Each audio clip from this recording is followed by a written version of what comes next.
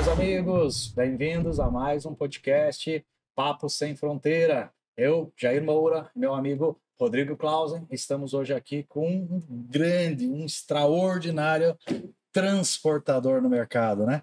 Tiago Belaver, da Belaver Transportes. Eu acho que é a primeira vez que eu faço com um transportador diretamente aqui, né? No programa Papo Sem Fronteira, com toda certeza, mas as minhas entrevistas. E que bacana você ter aceito o nosso convite, porque acho que é necessário a gente ter também a visão do transportador. A gente trata muito com o embarcador, trata muito com o operador logístico, com seguradora, mas hoje o principal no processo de entrega, o principal envolvido é o transportador, né? E às vezes ele é o último a ser consultado. Então, Thiago, só tenho a agradecer aí por ter aceito o nosso convite aí, por estar presente aí no dia de hoje para a gente contar um pouquinho da experiência de tudo que você faz, de tudo que vocês conquistaram aí, né? Mas, inicialmente, Rodrigo, faça a sua abertura aí.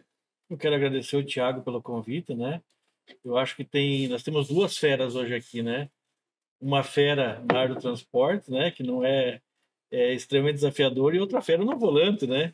Na Fórmula Truck, eu, o Thiago é piloto e gratamente eu reencontrei ele na etapa de Cascavel do final do ano passado, e acabei convidando ele para o nosso programa. Obrigado, Jair, por recepcionar nós aí na tua empresa aí, de forma tão calorosa. Essa é uma informação nova, hein? Mais ainda, linda, além de transportador, o piloto, hein? Mas que beleza. Bem-vindo, Thiago. Suas considerações iniciais aí. Muito boa noite, Jair. Muito boa noite ao Clausen aí. Fazia muito tempo que nós não se via, né, Clausen? Fomos se encontrar em Cascavel numa corrida e estamos aqui hoje. É uma honra estar aqui com vocês, né? Um bate-papo desses a gente aprende muito, isso soma muito na nossa vida. Então estamos aqui para ter essa conversa bacana aí e ver o que podemos aprender todos juntos. Que legal. E a Belaver, onde é que fica? Onde é que está a sede de vocês? A Belaver nasceu na cidade de Farroupilha em 2021. Ela comprou a Unifrios, que era uma concorrente, que sediava na cidade de Alto Feliz. E como que a Belaver não tinha estrutura própria em Farroupilha, acabou mudando para Alto Feliz. Hoje a matriz da Belaver Transportes, ela fica na cidade de Alto Feliz, aonde que existia a Unifrios, e foi feita a compra da Unifrios e hoje foi feita a fusão, que virou tudo Belaver Transportes. Que bacana isso. Mas conta um pouquinho aí do Thiago ali. O Thiago já nasceu dirigindo caminhão, já nasceu com transportador? Como é que foi essa história? Ou pilotando caminhão. Então, meu avô foi caminhoneiro, né? Trabalhou muitos anos de caminhão. Na verdade, muitos anos não, a vida toda, né? Desde que começou no trabalho, foi sempre caminhoneiro e tal. Mas o meu pai e meus tios acabaram tendo vidas diferentes e partiram para a parte do agro. Então, eles trabalhavam com plantação de frutas, etc e tal. E chegou um tempo que eu não gostava daquilo. E eu sempre fui apaixonado por caminhão. Tinha um tio meu que trabalhava com caminhão, meu avô trabalhava com caminhão, mas o meu pai e os outros meus tios trabalhavam na agricultura. E aí a gente começou a ter bastante plantação, começou a ter que contratar muito caminhão na época de safra. A gente começou a comprar um caminhão para transportar o nosso negócio. E eu comecei a viajar com meu tio. Disse, não, você vai para São Paulo, eu vou com você, eu quero aprender, eu vou para isso aí. Eu comecei a viajar, achei o negócio muito lindo, não precisava mais trabalhar na roça, era só conhecer cidades novas. Nada de inchada, né? Nada de inchada. Eu disse, não, vamos Os melhores restaurantes. Os melhores restaurantes, porque né, não tinha, na roça não tinha isso aí. Então a gente acabou que foi comprando o segundo caminhão para a empresa, né? Essa empresa das frutas. E teve uma época que eu tinha um atrito com um tio meu, que era sócio do meu pai, e ele não deixou eu viajar com o caminhão da empresa. Aí eu fui trabalhar numa transportadora, Tegon Valente. Até na época que eu fui registrado foi aqui em Santana, né? Aqui perto do Carandiru, eles tinham o escritório aí. mas eles ficavam ali na Fernando Dias.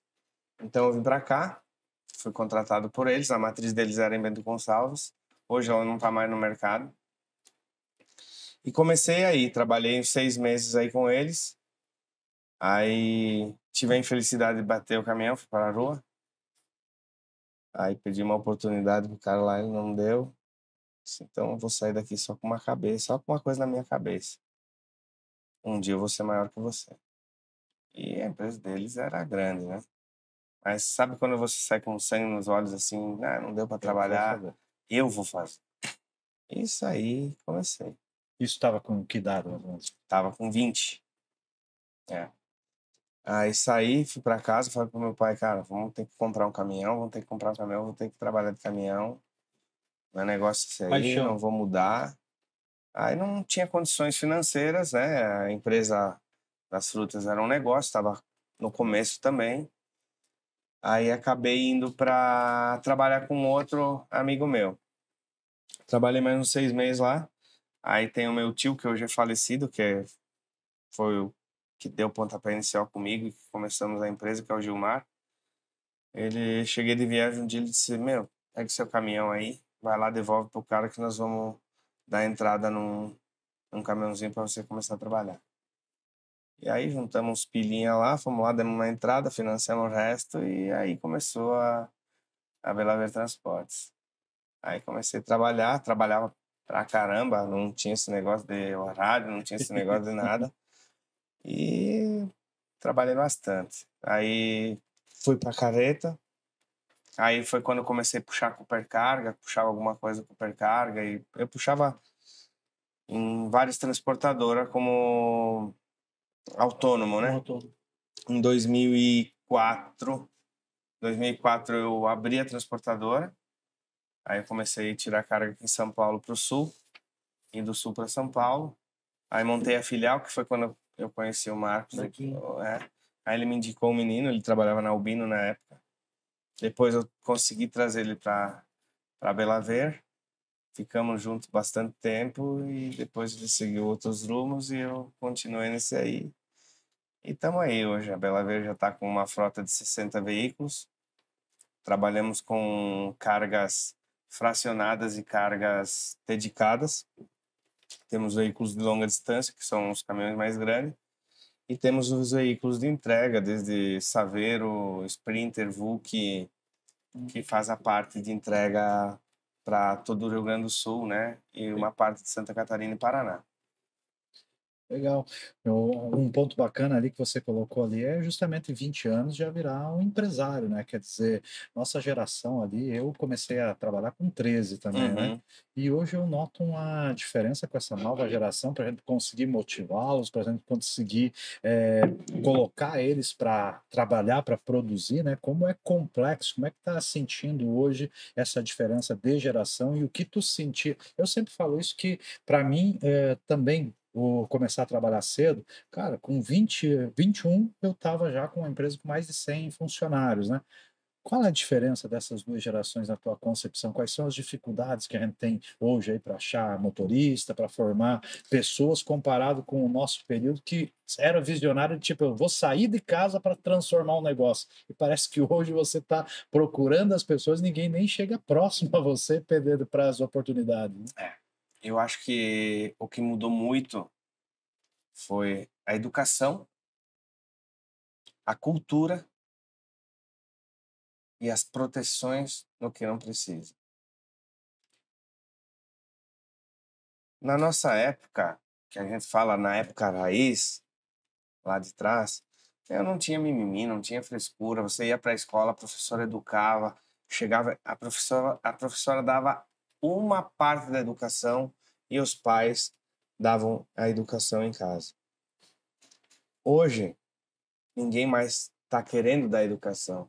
Tá todo mundo querendo ficar numa forma de proteção, nada pode fazer, nada pode cobrar, nada pode falar. Você não pode falar com uma pessoa um pouco alterada que você toma processo. Você não pode fazer nada. Os professores não podem cobrar um aluno que não está fazendo o dever certo. Como é que vai criar as pessoas para ser responsáveis, para ter vontade de crescer e para poder fazer alguma coisa bem feita, com todas as proteções, com todas esses tipos de, como vamos Excesso de dizer, protecionismo. excesso de protecionismo. Basicamente, pessoas- tudo inicia hoje com respeito, né? Se você não respeita o pai e mãe, tu não vai respeitar o professor. Se não respeita o professor, não vai respeitar um policial. Se você não respeitar um policial, que sociedade nós estamos vivendo, né? Então, a É. base é o respeito que se perdeu. E isso está tentando achar culpado, mas na verdade é a família, né? Então, acho que a base familiar é que se ruiu em determinado momento. E será que isso não, nós não somos culpados por essa geração nossa de trabalhar, trabalhar, trabalhar? Não, meu filho só tem que estudar, estudar, porque ele tem que fazer uma pós-graduação, um doutorado, para daí ele ser alguém na vida. Será que não houve um certo protecionismo demais interno, tudo de mão beijada, e aí leva o cara ali para pensar em sair de casa, lá depois da pós-graduação, com 25, com 28, e aí diz, agora você se vira. O cara não sabe fritar um ovo, não sabe pagar uma conta, e de repente casa, pega uma esposa que também não sabe nada. Por que a gente tem tantos divórcios? Mas parece que está um elo ali que foi perdido no passado, né? É verdade. Hoje é que eu falo, né? As mulheres não querem mais um marido, elas querem um pai, né? A nova geração. Ela não está preocupada em ter um marido, ela está preocupada em ter um pai, porque você quer sair debaixo do braço do pai para outro pai, né? Continuar a mantendo, criando e fazendo tudo. Mas, enfim, eu acho que sim, as pessoas estão se acabando. Pedreiro, motorista, pessoas que faxineira, pessoas que trabalham num serviço mais pesado, que uma vez era o serviço que era mais financeiramente mais baixo, hoje está invertendo. Isso. Só que não fazem mais o Joãozinho, o pedreiro, que é bom que fazia lá, O faz tudo, aquele que era eletricista, aquele pintor, motorista encanador, que, né, arrumava vai lá pra caminhão, debaixo do mexia o pneu. caminhão, se virava. Hoje furou um pneu, meu amigo. Os caras só ligam assim, ó. Tô na beira da pista com o pneu furado, por favor, você faça rápido para mandar um borracheiro aqui, que aqui é muito perigoso. E eu lembro, eu trabalhava na Ravanello, e eu lembro uma vez que parecia... Na Ravanello, lá de Bento Gonçalves? Não, na Ravanello da Leonardo Vitória. Ah, tá. Do Luciano e do Zeca, do Carretão. E aí parou um Fenemê azul, lembro até hoje. Um Fenemê azul, e ele fez a troca de kits do motor no pátio do posto. Do motor. Tá entendendo? O cara, hoje, né? Hoje, se você duvidar muito, não regula os freios da carreta depois de ter uma serra. Mas eu faço uma correlação assim, Thiago, você falou um negócio legal. Eu também vim da lavoura, né? Trabalhei com meu pai na lavoura. Eu tinha paixão por aquilo, porque eu aprendi a trabalhar desde pequenininho. E aí foi uma briga para mim sair de lá, né? Na verdade, meu pai e minha mãe queriam que eu saísse porque não viam. Minha mãe já era professora, então já era um pouco mais instruída, já não via um futuro na profissão para mim, né? E não em pequena escala, pelo menos, né? Em larga escala, sim. Mas eu vejo que outras famílias da nossa região, que eram propriedades pequenas, como é o Rio Grande, né? Muito italiano, as famílias grandes, né? Vão dividindo a área, cada um com um pedaço de área. Mas era assim, pai com a mãe, 8, 10, 12, 15 filhos, né? Todo mundo ajudando na roça, todo mundo tinha conversa, e roça de sol a sol, né? Que levanta de madrugada para tirar leite, depois que terminou o serviço da roça, vai tirar leite para vaca, né? Tratar os porcos, as galinhas, não sei o quê, e daí tem a safra, e tem chuva, e tem colheita e tal. E aí, quando chovia, eu lembro que quando chovia, o pai ainda botava para limpar a estrebaria, o negócio, tirar lá as telhas de aranha, não tinha folga nunca. Quando a gente sai, né? Eu acho que o Jair falou legal, né? Brincou até contigo. Quando você sai daquele mundo, né? E vê o outro mundo, né? Não tem aquele feijão arroz, né? Por mais que é gostoso e tal, né? Mas você vai no restaurante, tem batata frita, feijão arroz, tem salada, não sei o que lá e coisa e tal. E aí de caminhão, né? E aí eu saí de uma condição de que eu não tenho nada de salário, porque eu não ganhava nada. Sim. E, né? Na verdade, eu fui ter meu primeiro salário quando eu fui militar. E aí eu tô ganhando salário, eu fiquei rico. Eu fiquei rico. E aí tem essa evasão do campo na década de 90, né? Que as famílias saíram, né? Que é esse pessoal raiz que aprendeu, que trabalhou, que aprendeu a gostar. E aí acho que nós que temos esse vínculo mais com a terra, nesse jeito suado, a gente não queria, foi a pergunta do Jair, né? Não queria que nosso filho sofresse isso. aí você acaba dando muita mordomia. E para forjar, tem que ser na diversidade, né? Você falou, né? Acho que um negócio bem legal, né? Eu não conhecia esse outro lado da história, estou conhecendo hoje e fiquei surpreendido. Eu fui trabalhar com um caminhão cheio de vontade, era a coisa que eu mais queria na vida, né? Dei uma ralada no caminhão, bati o caminhão, mas não foi culpa minha e tal. Eu queria aquilo, eu tinha paixão, eu tinha tesão por tocar aquele equipamento, né? Aí isso mandaram embora, né? Só que isso proveniente, acho que da tua posição, né, da lavoura, assim, agora eu vou ser transportador, agora eu não vou. Eu acho que isso, essa Não garra volto que te mais para fez, né? trás. Não volta, né? Não, na época eu pensei, eu não volto mais para trás, eu vou me sujeitar ao que precisar, vou fazer o que eu precisar para mim começar meu negócio e eu não volto mais para trás. Só que eu falar nesse sentido, né, é engraçado, né, que hoje a geração, não, eu não trabalho de faxineiro, eu não trabalho de cortador de grama, mas eu saio do Brasil, eu vou fazer uma travessia ilegal, vou pagar 100 mil reais para um coiote, eu vou correr o risco de morte, mas para o americano eu trabalho de babá, eu trabalho de faxineiro. É esse tipo de coisa que eu não consigo entender. É isso que eu não consigo entender. Mas é de cada um, né? Como Faz se diz, parte, né? vamos ter que respeitar as ideias e vamos ter que... E o que que tu acha que dá para fazer para isso daí? Então, nós temos aqui, qual é o objetivo? Sempre levar aí para o nosso internauta, né, os problemas que a gente está vivenciando, as experiências que a gente tem e tentar dar uma luz no fim do túnel, né? Então, nós aqui, por exemplo, hoje estamos queremos a Unovex, é um centro de formação de mão de obra, né? Então, a gente estava olhando até ali o simulador para você treinar, capacitar, mas eu tenho um exemplo do nosso negócio em si, lá em Itapema, nossa matriz, onde a gente faz desenvolvimento. A gente não conseguia mais contratar programador. O que que nós fizemos? Vamos colocar o escritório mais próximo da praia. Nós colocamos uma geladeira lá, por exemplo, que tem refrigerante, tem água, tem cerveja livre para o cara rodar. Todos eles têm uma conta num barzinho embaixo ali. Chega às 5 horas da tarde, tem o pessoal, oh, traz uma porção de camarão, isso, aquilo.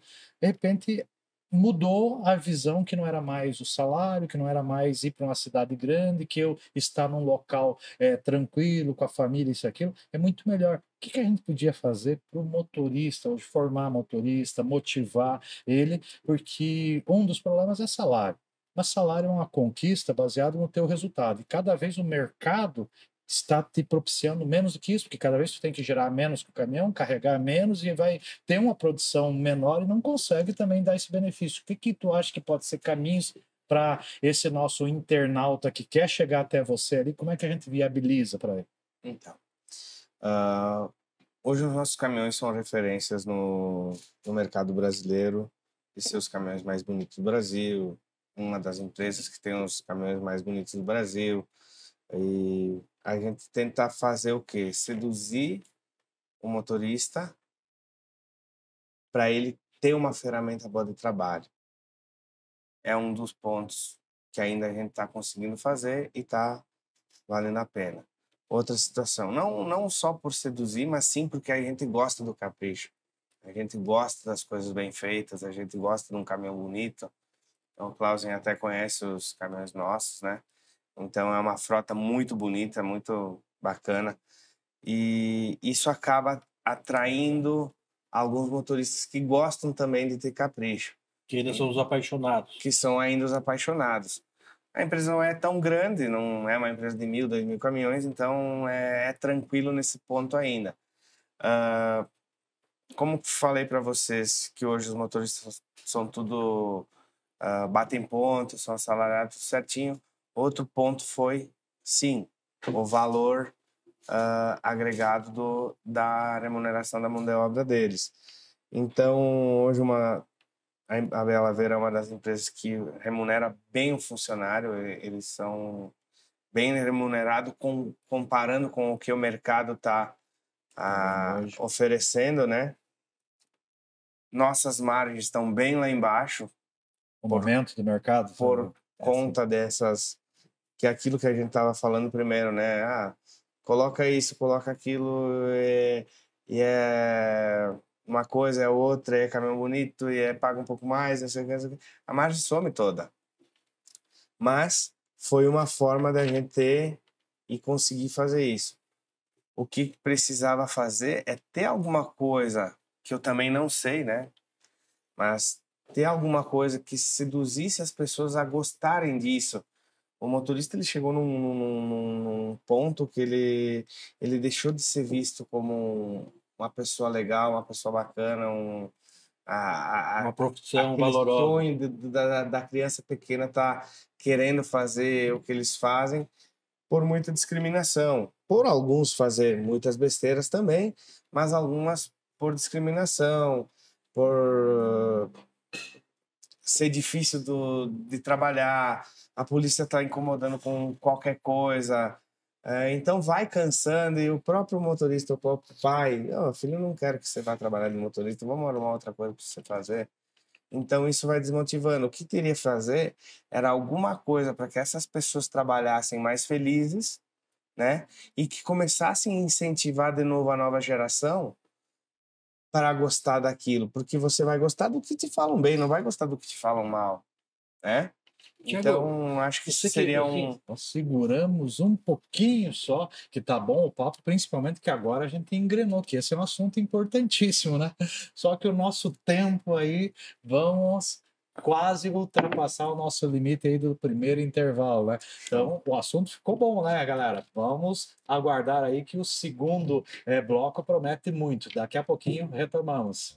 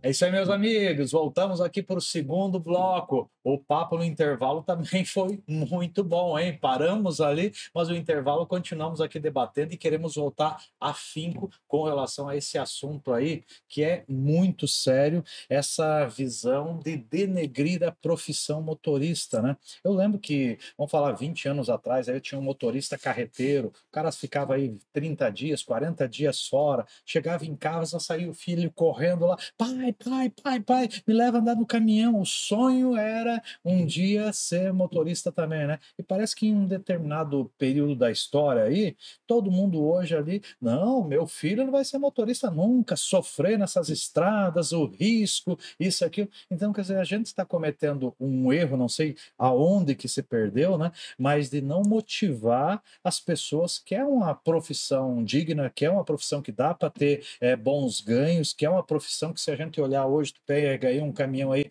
um cavalinho aí, 1,5 milhão, uma carreta, 2 milhões, juntando com carga, daqui a pouco está com 5, 10 milhões ali, e a responsabilidade do profissional motorista é fundamental. Nós não temos essa visão hoje, né? Vamos falar mais um pouquinho, vamos se aprofundar. Quero que você entre também, Rodrigo, nesse assunto ali. Alternativas, né? Por que falo em alternativas? Porque tem hoje FABET, por exemplo, que está tentando motivar, tu tem instituições ali específicas para motorista, por exemplo, eu vi em todos os postos ali, às vezes você tem um local pro motorista, só que eu vejo que são ideias boas em alguns pontos isolados, mas não são multiplicáveis, né? A gente não coloca, fala, isso é bom, vamos governo incentivar, vamos estruturas particulares, postos incentivar. Ao invés disso, cada vez que chegou o motorista, mais um motorista, né? O que a gente pode fazer aí para melhorar isso daí? Para que caminho a gente pode ir? Acaba isso vindo à tona, né? Por exemplo, tem uma molecada que está gostando ainda, que tem uns blogueirinhos que ficam fazendo foto de caminhão e tal, na beira da pista, aí passa a polícia, manda correr com todo mundo. Aí, por exemplo, você chega num posto de combustível. Uma vez você era bem decepcionado num posto de combustível. Hoje os caras não querem engraxar mais o caminhão no posto de combustível. Você quer tomar um banho? É 5 a 10 reais para tomar um banho. A fichinha com tempo para tomar A fichinha banho. com tempo. Eu acho que o tempo até seria bom para respeitar, né? Porque tem gente que abusa também. Mas, então, teria que inventar alguma coisa assim que desse uma explosão, que chamasse atenção. Porque é um trabalho difícil, é um trabalho de bastante responsabilidade, mas eu achava um bom trabalho. E ainda acho hoje. Se eu tiver que voltar a viajar amanhã, eu volto a viajar numa boa. Só que sim, tem coisas que incomodam. Não tem lugar para parar, você tem que fazer parada de jornada, você não tem onde encostar o caminhão, você tem que dormir em cima na pista, na beira do acostamento. Então, tem bastante coisas que teria que mudar no Brasil para conseguir ter um pátio decente, uns restaurantes que... O restaurante está te vendendo comida, faz um banheiro decente para os clientes. O que a gente faz para o nosso cliente? A gente não tenta tratar bem nossos clientes. Parece que na estrada acabou isso aí. Parece que o cliente virou... Não é mais cliente, ele os caras estão fazendo favor para você na estrada, entendeu? Então, é mudar um pouco essa cultura, mudar um pouco esse pensamento e tentar inventar alguma coisa dessa Thiago, forma assim, para motivar, né? eu vejo que essa desaceleração, né? Eu acho que isso aconteceu, eu entrei no transporte da década de 90, e eu lembro que os motoristas nossos, pelo menos da Ravanello, né? Posso viajar com a minha família? Claro que pode. Então ia a mulher, às vezes ia o filho, viajava junto. Isso sempre foi um problema, né? O embarcador, na minha opinião, eu conheço inúmeros embarcadores, né? Embarcador pode ser uma indústria, uma própria transportadora, que é uma transportadora ou um operador logístico, e eu não vejo uma estrutura legal. Tem alguns que tem, mas eu vejo que existe muito mais conversa do que uma estrutura legal, né?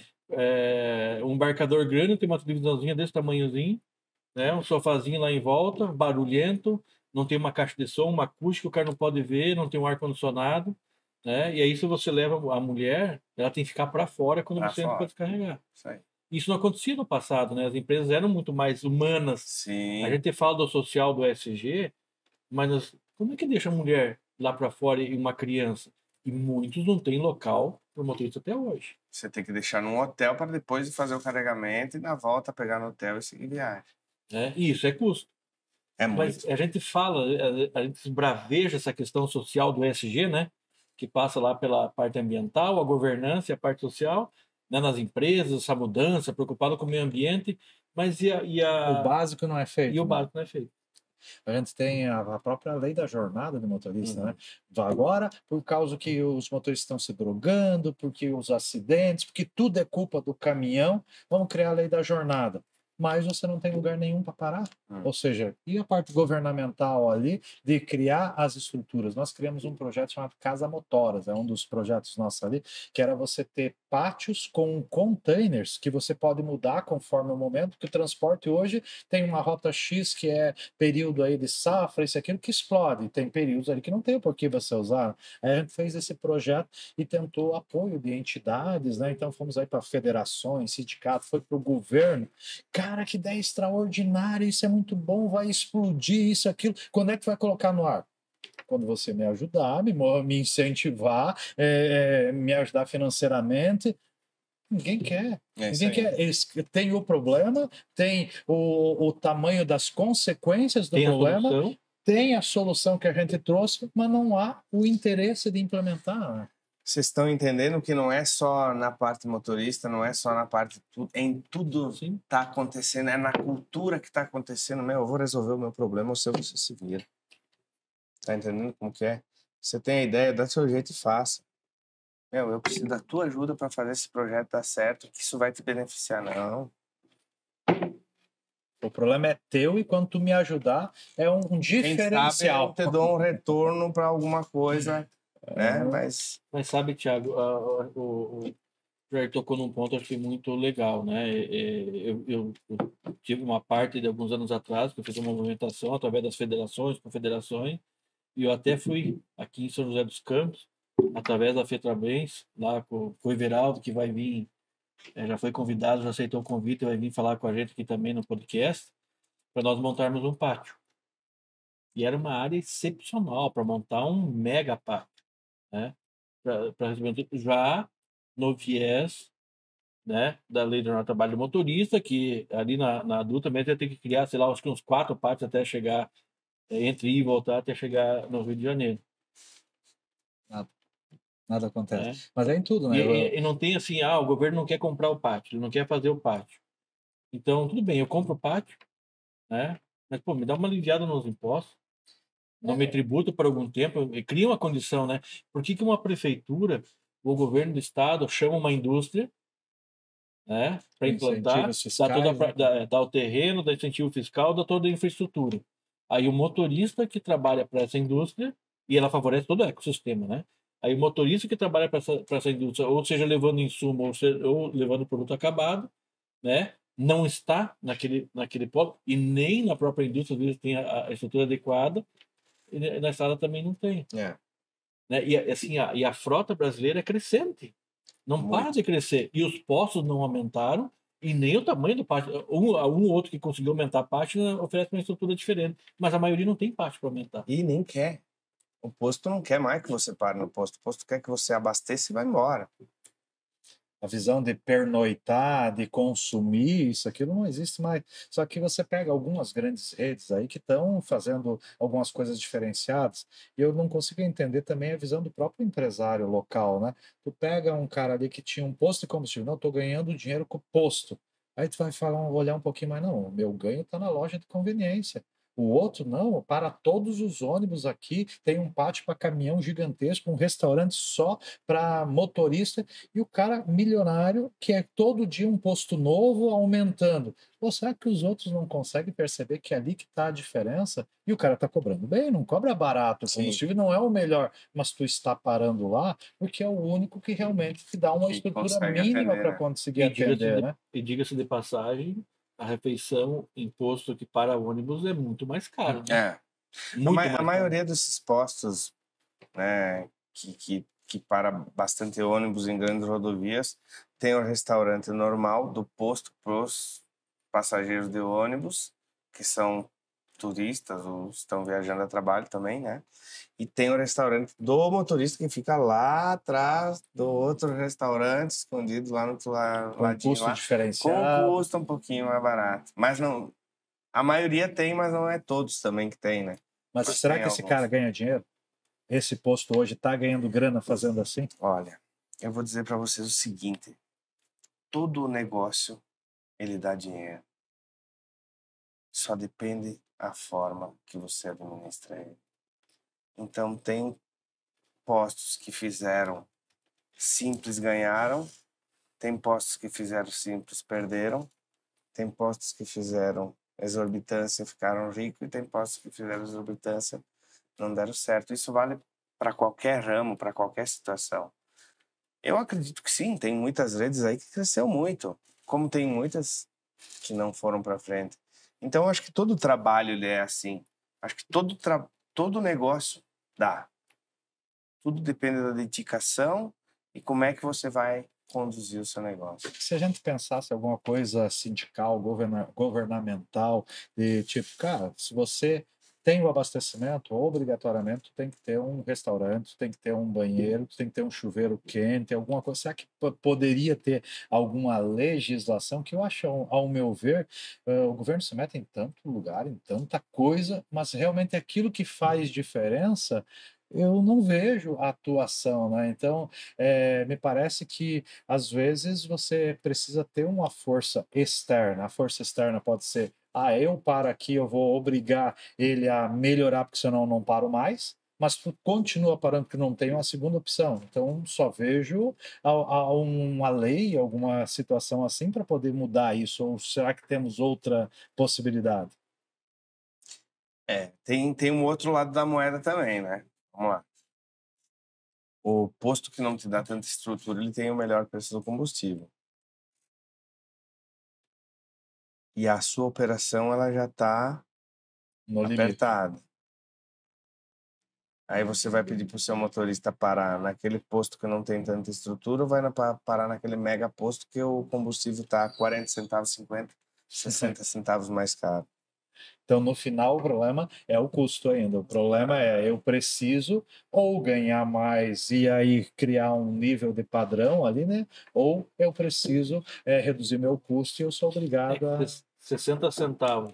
Se você tem 35% do teu custo, né, diesel do teu frete, né, que é mais ou menos 10%, transformar esse número índice, eu estou falando que eu teria que aumentar 3,5% do meu frete. Você tem 35% se você faturar bem com o seu cliente. Mas muitas vezes tem operações que dá mais de que 35%. Mas fazendo uma reflexão, né? Sim. É 3,5% do frete.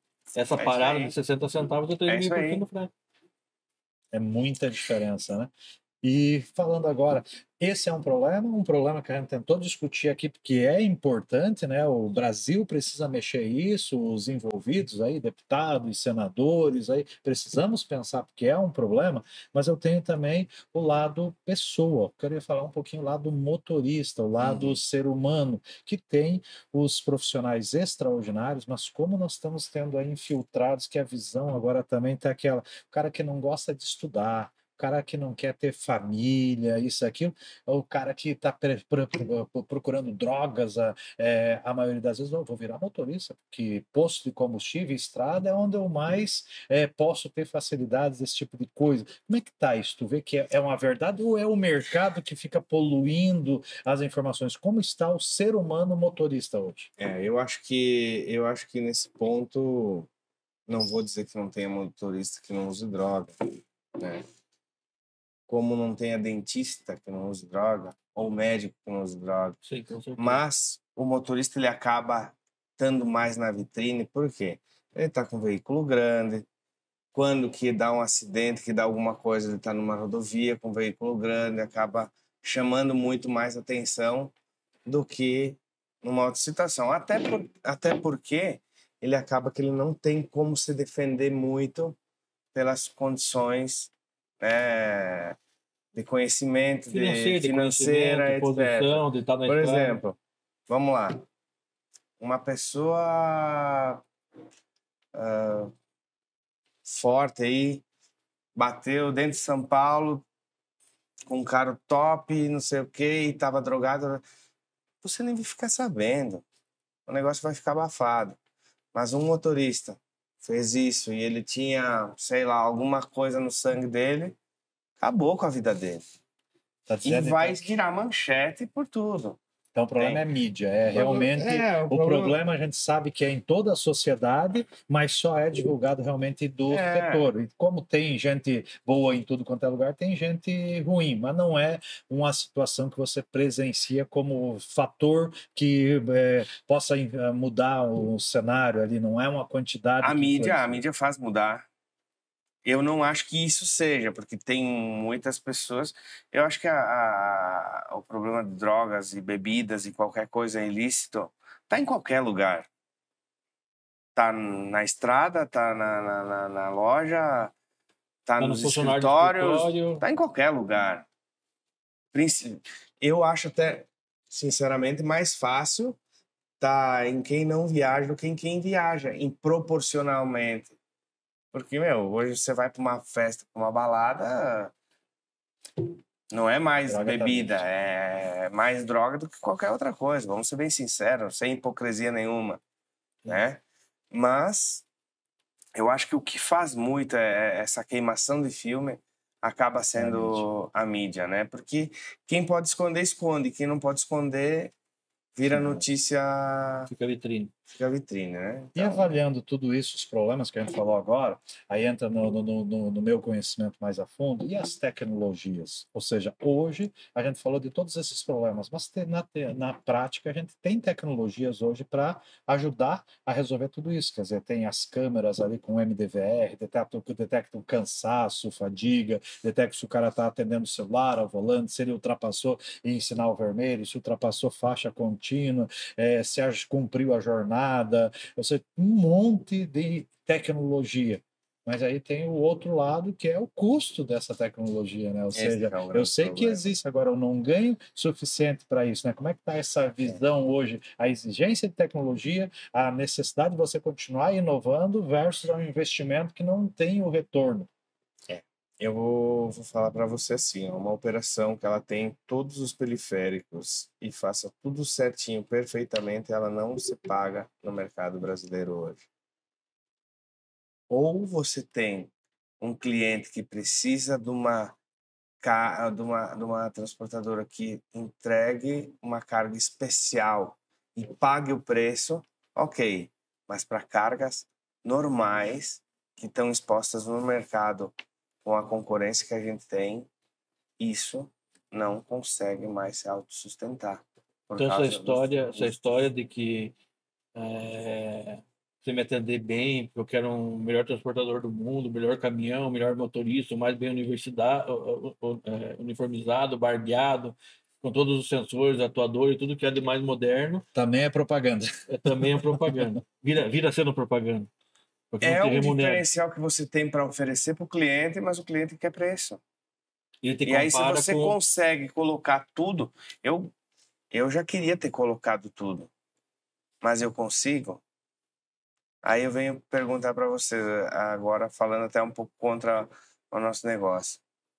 Semana passada, 15 dias atrás, eu estava escutando a Voz do Brasil, que o motorista ele ganhou uma indenização de 1 milhão e pouco por causa que tinha câmera dentro do caminhão. Isso. Mas ele desliga a chave, a câmera desliga, ele não tira a privacidade. Ele só está sendo filmado na hora de trabalhar. Não interessa. E aí?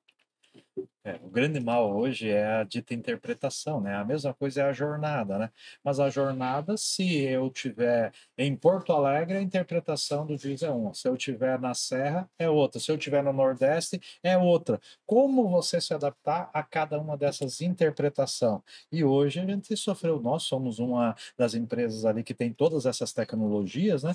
E estávamos dentro da visão da lei se o motorista está dirigindo, ele é teu funcionário, tu tem a obrigação de fiscalizá-lo. A lei diz isso. Agora, no momento que ele parou o caminhão e deu lá parada a refeição, parada a pernoite, é um momento privativo dele, tu está desligando. E todos os juízes, 10, 15 ações que a gente teve, trata daquele jeito. De repente, muda tudo. De repente, o STF, alguém lá, não, agora não é mais assim, mudou tudo. Tá, mas e as empresas vão conseguir mudar toda a sua estrutura, todo o seu modelo de custo na velocidade com que eles mudam a interpretação? Aí tá. Qual que é a diferença de você estar com aquelas câmeras aqui, filmando o pessoal trabalhando aqui dentro, Ou a e no cabine caminhão, filmando o motorista dirigindo o caminhão? Qual que é a diferença? Agora, quando ele comete um monte de erros, matam a família e você não sabia de nada, não tem a tecnologia, daí você tem que indenizar, aí você tem que pagar, daí você era responsável por controlar o motorista, mas daí você vai controlar o motorista, você tem que indenizar porque invadiu a privacidade. Mas assim, transcende um pouco isso, né, Jair? Por exemplo, assim, se um motorista não tiver a tela de janela, dependendo do tipo de operação, ele vai ser roubado. E o ladrão, né, no meu entendimento, ou ele mata porque ele é muito corajoso, ou ele mata porque é um covarde. O meio não existe né? Eu acho que o motorista é grande, forte e tal, né? Mata de medo. Ele atira de medo. Aí você coloca a tela, lógico, também é para proteger a carga. Óbvio, não vamos ser hipócritas e falar que não. Lógico. Mas é para proteger a vida dele. Né? Aí, está sendo colocado câmera no caminhão, entendeu? É para preservar a vida do motorista. Porque se ele tiver com sono, entendeu? Eu acho que essa é a parte social do ESG, por exemplo, a gente fala tanto em ESG, de não permitir que ele dirija com sono, que ele está colocando o equipamento a risco, a carga a risco, E a vida dele a e risco demais e de terceiro. terceiros. Aí vem um entendimento arbitrário, esse é o problema do Brasil, que é a segurança jurídica que todo mundo fala, né? Vem uma decisão, eu entendo que a lei é assim. A lei diz que é assim. A lei diz que A é A não é A mais ou menos.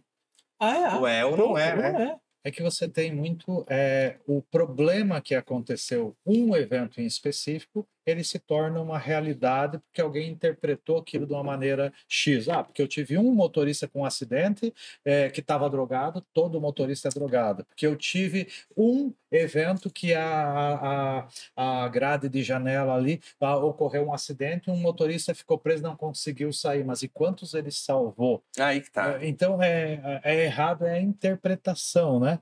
Mas o papo é legal, nós vamos deixar para continuar isso no próximo bloco. Vamos dar mais uma paradinha, que o papo está muito bacana. Daqui a pouquinho a gente volta.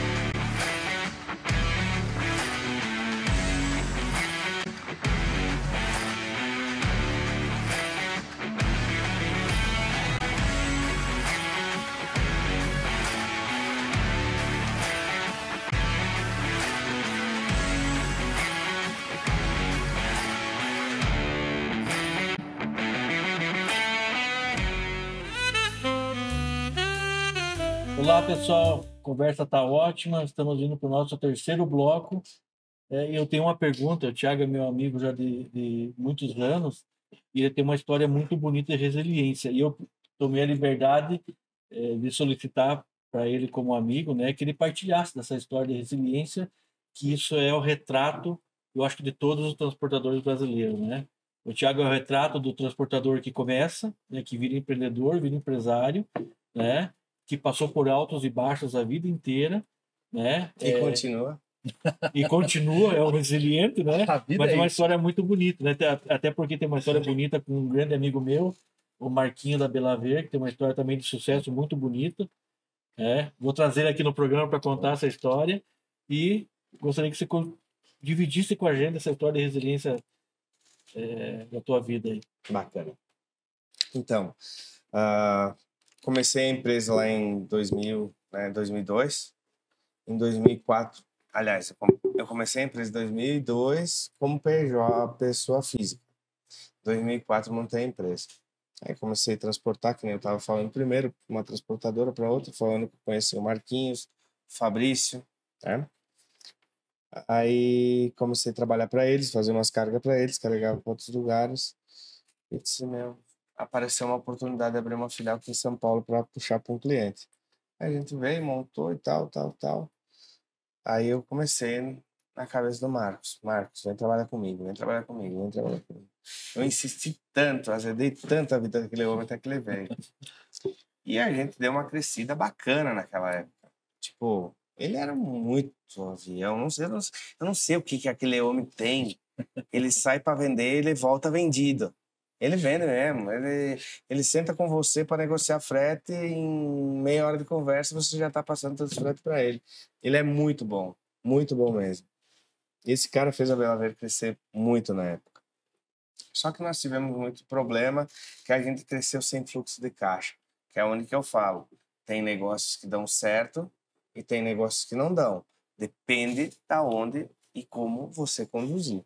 Eu, né, na época, nunca me preocupei em me aprimorar, em estudar, em fazer nada. Eu saí da roça, embarquei no caminhão, fui viajar, resolvi virar empresário, virei e fui trabalhando isso. E fui aprendendo com os tombos. Em 2012, nós já estava com um faturamento bem alto. Nós tínhamos 2 clientes, que era o nosso maior faturamento. Um cliente, de uma semana para outra, resolveu passar de 7 dias o pagamento e empurrar para 45 a 60 dias. E o outro, de 30 para 90. E aí, meu amigo? Nós estava carregando muito terceiro, nós estava carregando frota, tinha comprado bastante frota para atender esses clientes. Tava tendo volume, tava tendo carga, vamos botar para trabalhar. O fluxo de caixa estava suportando. Tava suportando. Quando deu esse tombo de 3 meses, eu fiquei sem fluxo de caixa.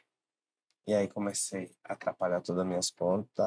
Eu cheguei a um ponto que eu não conseguia mais pagar salário pro pessoal. E aí o negócio foi desengolando. Não consegui segurar o Marquinhos. Não consegui segurar muitas pessoas boas que estavam ao meu redor, que eu sinto até hoje de ter perdido essas pessoas, de estarem perto de mim, de trabalhar comigo e, né, e ser sócio e fazer qualquer coisa junto. Não consegui segurar. Pela situação que a gente se encontrou, nós estava indo de ponta cabeça. Eu cheguei um dia que eu fiz o cálculo que o que eu devia, o que eu tinha não pagava 1/3 do que eu devia. Então, foi muito tenso. E aí eu comecei a bater a cabeça, como é que eu vou fazer para dar a volta? Como é que eu vou fazer para dar a volta? Queria vender veículos para tapar os buracos, não conseguia. Conseguia, mas já tinha... As parcelas, já não consegue, e o banco não te ajuda, né? Não consegue. Eu cheguei a ter 7 parcelas atrasadas no caminhão. Tipo, eu ia trabalhar pensando, hoje é o último dia. Aí no outro dia, de novo, hoje é o último dia. Aí eu comecei a bater, cara, tem que fazer alguma coisa, tem que ir lá na porta, pegar o cliente, lá na fábrica, levar o produto, entregar na gôndola, e se precisar, vou entregar na casa do consumidor. Mas eu tenho que fazer alguma coisa para não vir o Joãozinho, meu concorrente, lá e baixar R$50 no frete e tomar minha carga. E aí fui trabalhando e disse, não, vou partir para logística. E comecei para logística, mas não sabia nem vender um frete. Como que eu vou vender um frete de logística? Só sabia passar um frete do Sul para São Paulo, do Sul para o Nordeste. Transferência é fácil, você faz a conta do custo e tal, bota a sua margem e manda trabalhar. Mas de valor, o que é de valor? Ah, não, tem que botar gris. Eu não sei de nada disso aí, como é que eu vou fazer? Quinta série fraquinha, né? Como é que vamos fazer esse cálculo? Chamei um colega meu que trabalhava numa transportadora de carga fria e disse, meu amigo, eu preciso de sua ajuda. Eu preciso vender frete fracionado. Mas eu não sei nem o que é frete fracionado. Mas eu vou vender esse negócio aí. Como tu quer fazer? Eu quero só trabalhar com alimentos e cargas perecíveis. Eu vejo que tem uma carência aqui na minha região. Eu vou trabalhar com isso. Eu quero pegar na porta do cliente e entregar na gôndola no mercado. E se precisar, eu entrego na casa do consumidor final. Eu disse, não, vamos, senta aqui. Ó, você vai fazer um trajeto assim. Enfim, foi me ensinando, foi me dando umas instruções. Fui começando a fazer. Descarregava caminhão dia e noite. Botava nos caminhãozinhos. Mandava entregar. Dava um problema, eu ia lá no cliente resolver o problema. Por isso que eu lembro do pão. Eu trabalhava com a massa leve na época. Eu trabalhava com 2 temperaturas, congelado e resfriado. Eu botava o pão de hambúrguer no congelado. Eu ia fazer a entrega. Chegava no cliente, ele tirava para fora, deixava em cima do balcão. Depois de 10 minutos ia tirar a temperatura e estava positivo. Eu disse, não, deixa para mim. Eu ia lá resolver. O motorista chamou para entrar. Entrava junto, ia lá. Eu tirava a temperatura. Não, vamos tirar a temperatura aqui dentro. E aí foi ajeitando, foi criando confiabilidade do cliente, foi resolvendo problemas de outros clientes, foi crescendo, foi chamando o pessoal, começando a montar time de novo. E o negócio foi. Quando foi 2018, já comecei a ter crédito de novo no mercado. Em 2021, já comprei outra empresa. 2022 já dei mais um pulo e agora estamos dando mais um pulo grande, que agora é com pavilhões, investimento de armazenagem. E estamos se virando aí, né, Klaus? Batalhando bastante, dormindo pouco. Né? Ainda bem que a lei da jornada no trabalho não faz nós trabalhar menos também, né? Nós podemos trabalhar um pouquinho mais. Mas, enfim. Que história bacana de vida, né? Mas, e como você vê um dos pontos que você colocou ali, os momentos de crise, perdi o crédito. Quando estava bom, voltei a ter crédito. Acho que aí é um ponto para a gente sinalizar como está invertido a situação, né? Ou seja, você tem dinheiro lá, o banco vem te oferecer financiamento. Não, deixa o teu dinheiro aqui e usa o financiamento que você é não mais precisa, barato, né? né? E o momento que você precisa é Não, justamente que ninguém te dá morre moral, todo mundo, ninguém, né? você perde amigo, você perde quase família, você perde quase tudo. Porque a família que acreditava em você, sócios, etc., já não acredita mais. Você vê como um fracassado às vezes, né? Você vê como fracassado. Então eu falo que na vida tem o louco e o gênio, né? O gênio é um louco que deu certo.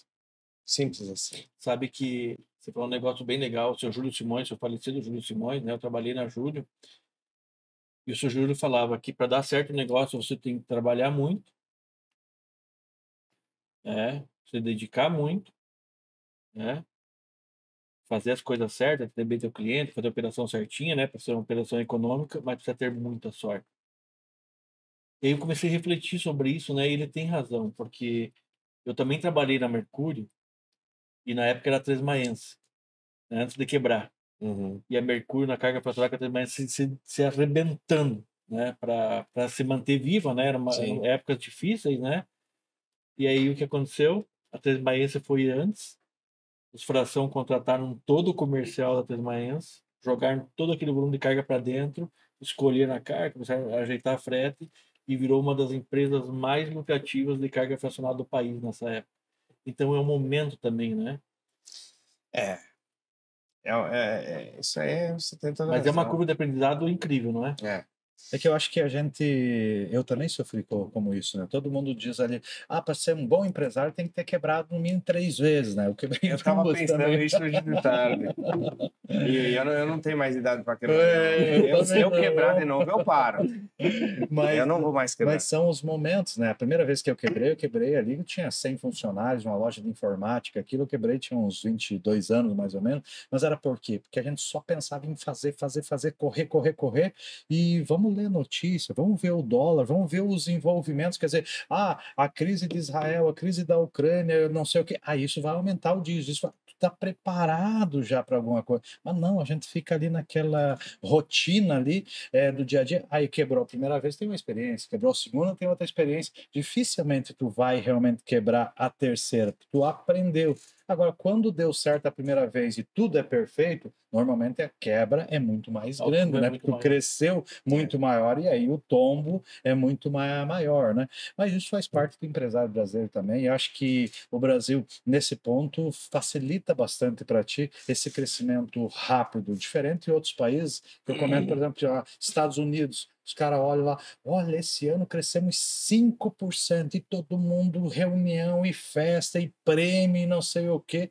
O Brasil é meio que aquilo que, não, quanto custa isso? 10, então tem que botar por 20, tem que dobrar para dizer que o negócio é bom. Então ganha bastante, mas perde muito fácil também, né? Mas faz parte da história de vida, né? Mas dessa história de resiliência extraordinária, onde é que vem um piloto da Fórmula Truck? O que aconteceu aí nessa migração aí total? Mano? Eu acho que, assim, vou aproveitar o gancho, ele deve estar cobrando média dos motoristas na frota e acho que não está fazendo média na pista, não. A Fórmula Truck é uma coisa assim que até eu estava falando com o Marquinhos, né, quando nós trabalhávamos juntos. Ele falou, um dia nós vamos estar nesse negócio aí, gordo. Aí ele chamava de gordo, porque eu era grandinho, né? Um dia nós vamos estar nesse negócio aí, gordo. Vamos pra Fórmula Truck. Fórmula Truck, né? Você tá louco, nós não estamos dando conta nem de Pagar as contas. pagar as contas aqui, não fala um negócio desse. Esse um dia nós vamos estar nesse negócio aí. E aí eu falo que a sorte, sim, mas o que faz o empresário se dar bem, crescer, é relacionamento. Isso é a coisa mais importante. E muitas vezes a gente não sai de casa, não vai para um evento, porque está cansado, porque isso, porque aquilo, e a gente deixa de conhecer pessoas. E lá pode estar pro outro lado da tua vida. Justamente. Muito bem colocado. Então, assim, a sorte ela vem se você tiver relacionamento. Porque não adianta você só ter sorte, não se esforçar e não ter relacionamento. O negócio ele é movido de relacionamento. Você tem que estar no lugar certo, no momento certo, para essa sorte, que é aquele contato, aquele relacionamento aparecer. E aí foi aonde entra a Fórmula Truck. Eu entendi que eu indo para a Fórmula Truck, eu ia ter mídia, eu ia conhecer pessoas do ramo, pessoas de outros ramos que iriam me alavancar para outros negócios. Então a Fórmula Truck entrou com custo para dentro da empresa, que é um custo Considerável, né? mas entrou como marketing. O retorno E esse é muito marketing maior. já começou a dar retorno com patrocínios. Então, quer dizer, paixão por velocidade, relacionamento, negócios. Fomos para a Fórmula Truck. E hoje tá lá beleza, né? O ano passado nós começamos com um caminhãozinho mais simples. Meu caminhão era o que mais quebrava e o que menos andava. Mas chegamos lá com carisma, com simpatia, conquistamos um público legal. A galera da Fórmula Truck toda gosta de nós. Nosso caminhão era bonito. Não foi tão bom em resultados, mas sim, ele ficou um caminhão que chamou muita atenção. Então, esse ano a gente vendeu bastante patrocínio. E esse ano nós viemos competitivo. Esse ano nós investimos nele para ele ser um caminhão competitivo. Ano passado nós entramos numa brincadeira de marketing, vamos ali, vamos se divertir, vamos fazer acontecer. E esse ano não, esse ano já E veio. experiência também, né? E experiência, né? Ver Conhecer a como é que galera, quebra, se enturmar com todo mundo e tal. E agora esse ano sim, esse ano vem com mais força e pro ano que vem esperemos resultados melhores aí. E o que é investir mais força? Significa o quê? Nisso Você aqui investe. é o motor, é a equipe, o que é tudo, né? É tudo, porque no começo a gente ia com poucas pessoas, porque não podia gastar. Muitos voluntários, né? Que também gostam do negócio. Devemos agradecer muito a eles também, que pessoas que gostam, têm paixão, vão ali, trabalham, ajudam muito, né? Como voluntários. E você vai crescendo o espaço, você vai melhorando a imagem, você vai fazendo o veículo ficar melhor, com mais chão, com mais força, com mais desempenho. E aí vai começando a subir os degraus e baixando o tempo, né? Começando a andar com o pessoal que anda na ponta. E essa visão de, tipo, às vezes não é o quanto o teu carro, o teu caminhão consegue chegar, a qual velocidade, mas ser a constância, né? Que isso também está no nosso dia a dia, né? Quer dizer, é você manter, saber pilotar, saber o limite do teu caminhão, saber, no mínimo, pontuar, terminar a corrida em primeiro lugar, depois o ser o primeiro do... Justamente, eu falo que pilotar um veículo, eu me senti um piloto bom ano passado em algumas etapas que eu tive bastante dificuldade para conseguir terminar a prova. E foi as provas que eu terminei, todas as que eu terminei eu tive pódio. Então eu tive 2 terceiro lugar, um quarto e um quinto. De 9 corridas, 2 eu fui penalizado por excesso de emissões de fumaça. E 3 eu quebrei e as outras 4 eu fiz 4 pódios. Terceiro, quarto e quinto. No primeiro ano No primeiro ano.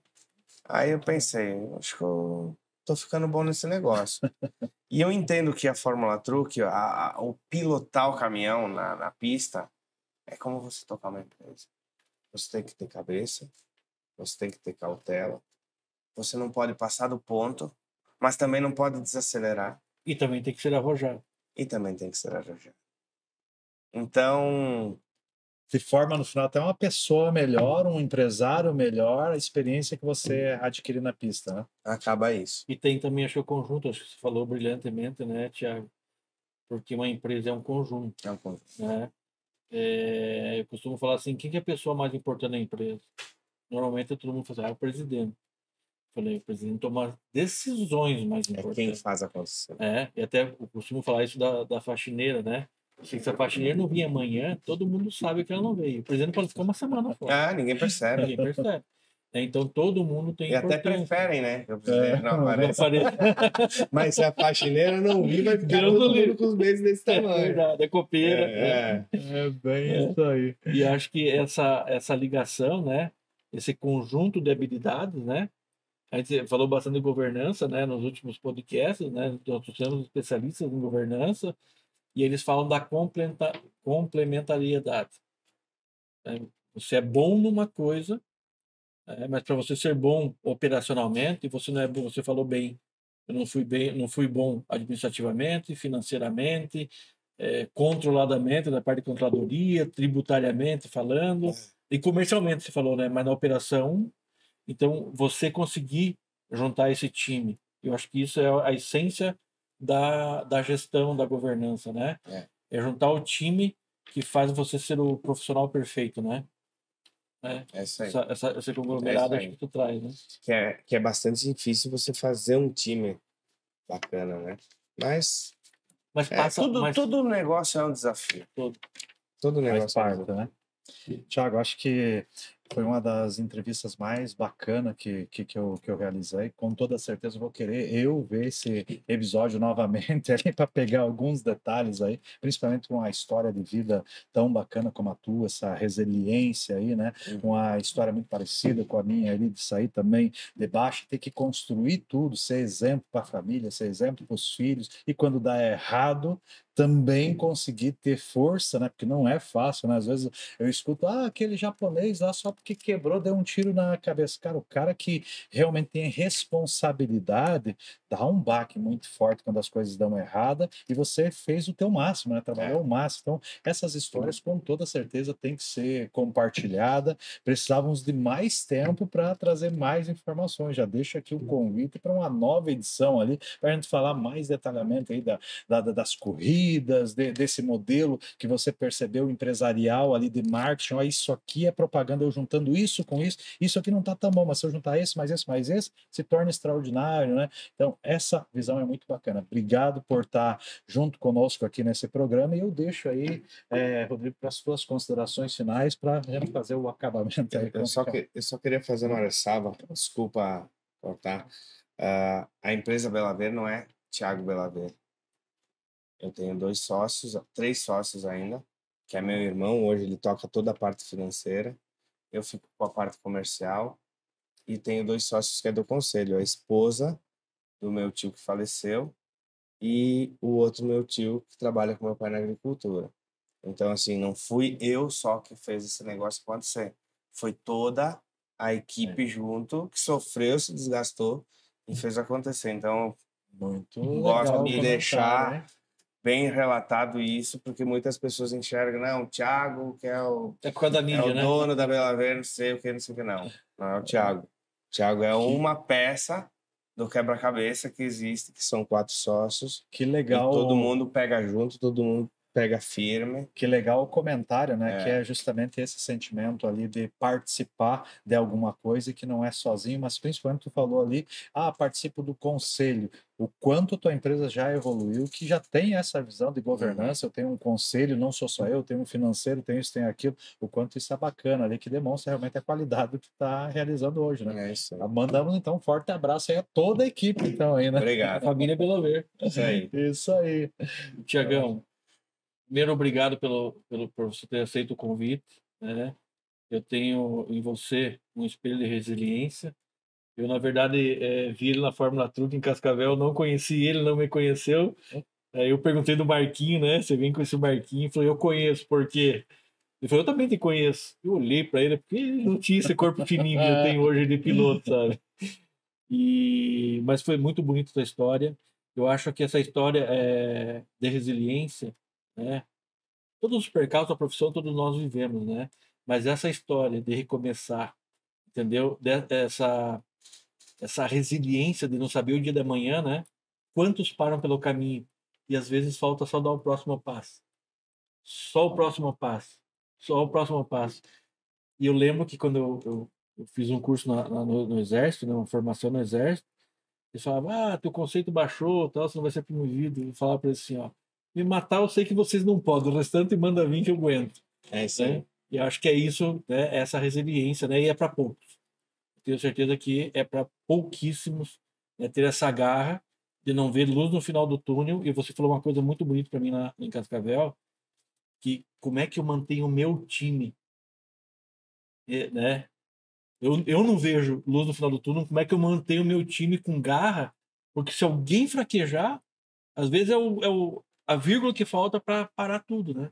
Então, parabéns, né? Parabéns a toda a família Belaver, né? Parabéns pela história, né? De começar dirigindo o caminhão, virar empresário, de estabelecer essas métricas, crescer profissionalmente, né?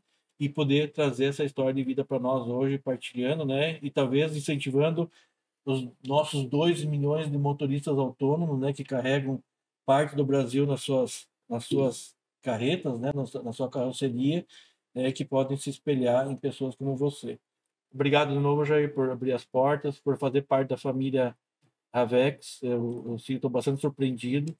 O Jair está fazendo uma parte muito importante da minha história de vida, né? E isso vai ser honrado eternamente. Quem sabe um dia a gente faça um programa e eu possa contar um pouquinho disso também. Com toda certeza, obrigado. Então, as considerações finais. Muito obrigado, Jair. Muito obrigado, Rodrigo. É uma honra estar aqui com vocês. É um prazer contar a minha história aí, um pouco da minha, não falo minha, mas é a nossa história, né? Me sinto lisonjeado em participar de um podcast desses e estar conversando com pessoas bacanas que nem vocês aí, para colocar no ar aí a nossa vida. Nós que só temos a agradecer, né? E esse público também aí, os nossos internautas aí, finalizamos mais um podcast aí do Papo Sem Fronteiras. Obrigado ao Thiago, obrigado ao Rodrigo. Espero vocês no próximo programa. Não esqueçam de fazer comentários. Vamos botar aqui os endereços eletrônicos, as redes sociais aqui do Thiago, né? Quem precisar de um bom transportador, quem precisar de um bom piloto, vamos apoiar aí o nosso amigo. Estamos juntos. Aguardamos todos vocês no próximo episódio. Um grande abraço.